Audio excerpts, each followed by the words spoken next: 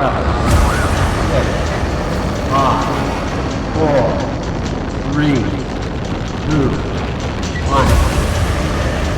have ignition.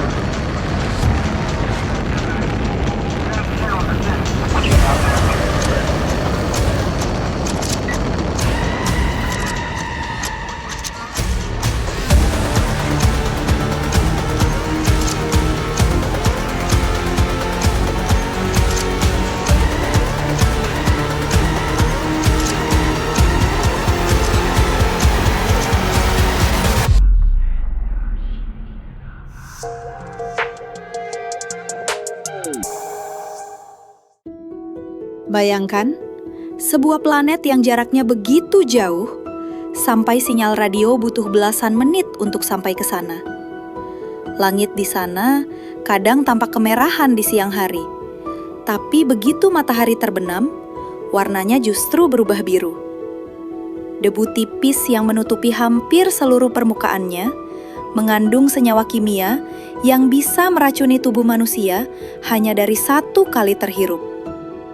Dan meski kondisinya se-ekstrim itu, sudah ada perusahaan yang membangun roket raksasa dengan rencana besar mengirim manusia untuk tinggal permanen di sana. Pertanyaannya, apakah rencana ini benar-benar bisa terwujud?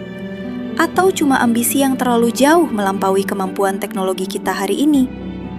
Planet yang dimaksud tentu saja Mars, tetangga terdekat Bumi setelah Venus, dan satu-satunya planet lain di tata surya yang permukaannya sudah berulang kali dipijak wahana buatan manusia. Sejak puluhan tahun lalu, Mars jadi kandidat utama tempat tinggal manusia di luar bumi. Alasannya sederhana.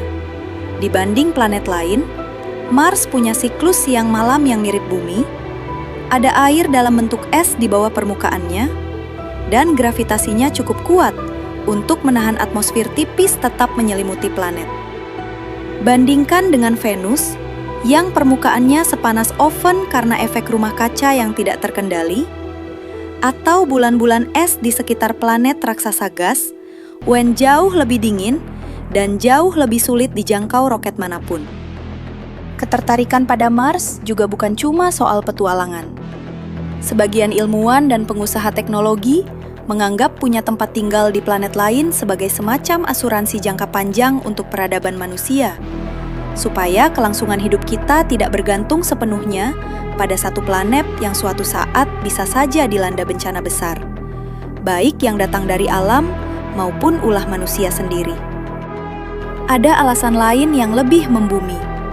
Usaha mengirim manusia ke Mars memaksa insinyur menciptakan teknologi baru, mulai dari sistem daur ulang air sampai cara memproduksi bahan bakar dari bahan mentah setempat. Teknologi yang belakangan sering juga berguna untuk kehidupan di bumi. Tapi kata mirip bumi di sini perlu tanda kutip besar. Sejauh ini, satu-satunya makhluk hidup yang pernah menginjakan kaki di Mars cuma robot. Belum ada satu manusia pun yang benar-benar merasakan gravitasi Mars, radiasinya, atau dinginnya udara di sana dalam jangka panjang. Segala hal yang kita tahu soal Mars sejauh ini datang dari data yang dikirim robot-robot itu lewat sinyal radio yang lambat tadi, bukan dari pengalaman langsung manusia menjejakkan kaki di sana. Sebelum bicara soal koloni permanen, ada baiknya kita bongkar dulu apa saja yang sebenarnya membuat Mars begitu keras untuk ditinggali manusia, dan sejauh mana teknologi hari ini sanggup mengatasinya. Mulai dari udaranya. Atmosfer Mars memang ada, tapi sangat tipis. Tekanannya cuma sekitar 0,5% dari tekanan udara di permukaan bumi. Kalau kamu nekat keluar tanpa pelindung, oksigen sebenarnya bukan masalah pertama yang membunuhmu. Tekanan udara yang nyaris nol itu akan membuat cairan tubuh mendidih, meski suhu tubuhmu normal. Sementara di saat bersamaan, suhu di luar bisa anjlok sampai minus 100 derajat Celcius lebih saat malam di kutub. Siang hari di dekat garis khatulistiwa Mars, suhu memang bisa naik sedikit di atas nol. Tapi begitu matahari terbenam, suhu jatuh drastis karena atmosfer yang tipis tidak sanggup menyimpan panas. Debu halus yang menutupi hampir seluruh permukaan Mars itu juga bukan debu biasa.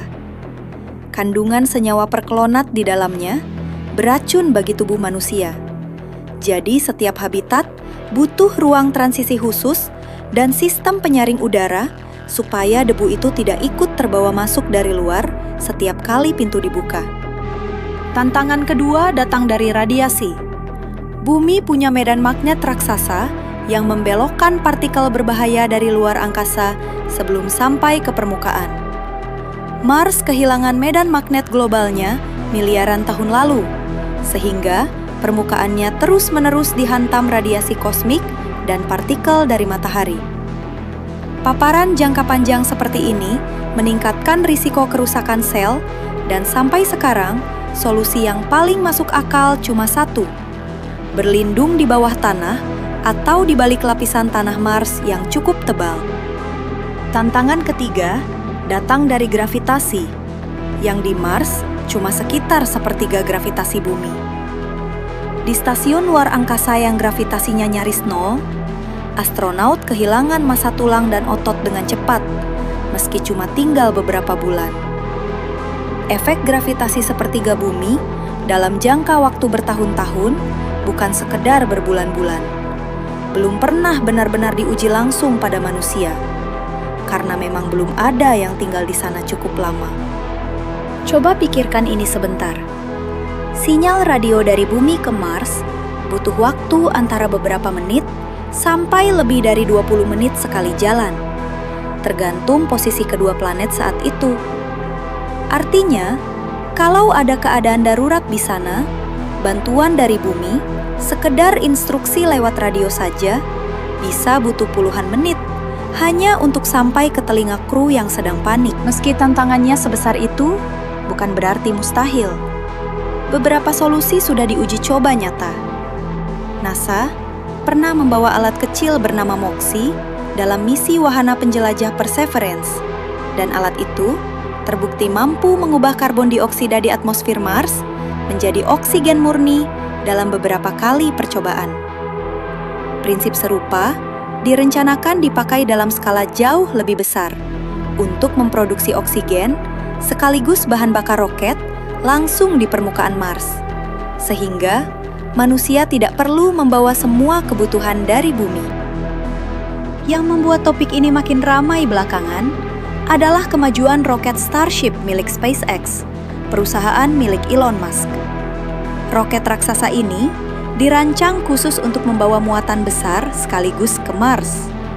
Musk sendiri berulang kali menyebut visi jangka panjangnya, membangun kota mandiri di Mars yang suatu hari bisa dihuni ratusan ribu, bahkan sampai jutaan manusia. Tapi target tahun untuk penerbangan tanpa awak maupun berawak ke sana sudah beberapa kali mundur dari yang diumumkan sebelumnya. Dan belakangan, prioritas perusahaan itu sendiri sempat bergeser dulu ke misi bulan.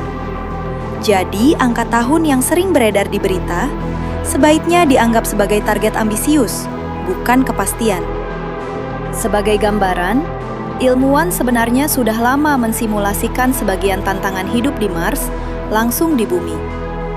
Program penelitian di kubah terpencil lereng gunung berapi Hawaii atau stasiun-stasiun penelitian di Antartika yang terisolasi berbulan-bulan, dipakai untuk mempelajari bagaimana manusia bertahan secara psikologis saat terkurung dalam ruang terbatas, jauh dari keluarga, dengan komunikasi yang lambat ke dunia luar.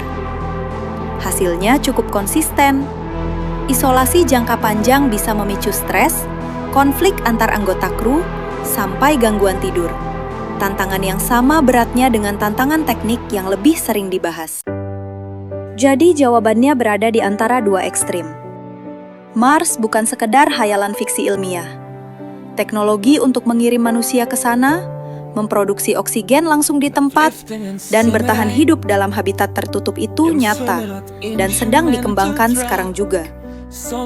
Tapi rumah, dalam arti tempat tinggal senyaman bumi, tempat manusia bisa berjalan-jalan tanpa baju antariksa, dan bercocok tanam di ladang terbuka, kemungkinan besar masih jauh. Bukan urusan 1 dekade, tapi urusan berabad-abad. Mengirim manusia ke Mars dalam waktu dekat itu masuk akal sebagai misi eksplorasi dan pos penelitian kecil. Tapi menyebutnya sebagai rumah kedua umat manusia yang siap dihuni jutaan orang, untuk saat ini masih jauh lebih dekat ke ambisi ketimbang kenyataan. Menurut kamu, kalau ada kesempatan jadi salah satu manusia pertama yang menginjakan kaki di Mars, dengan segala risiko yang sudah kita bahas tadi, kamu berani ambil atau tidak? Tulis alasan kamu di kolom komentar. Terima kasih sudah menonton sampai menit ini. Jangan lupa subscribe dan sampai jumpa di video berikutnya.